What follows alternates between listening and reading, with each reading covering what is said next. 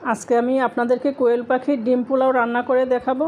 একটা পাতিলে দিয়ে দিচ্ছি পরিমাণ মতো সয়াবিন তেল, দিচ্ছি সব ধরনের গরম মশলা, দিয়ে এখানে দিচ্ছি আধা কাপ পেঁয়াজ কুচি, তার সাথে দিচ্ছি 1 চা চামচ আদা বাটা, 1 চা চামচ রসুন বাটা, দিচ্ছি পরিমাণ মতো লবণ।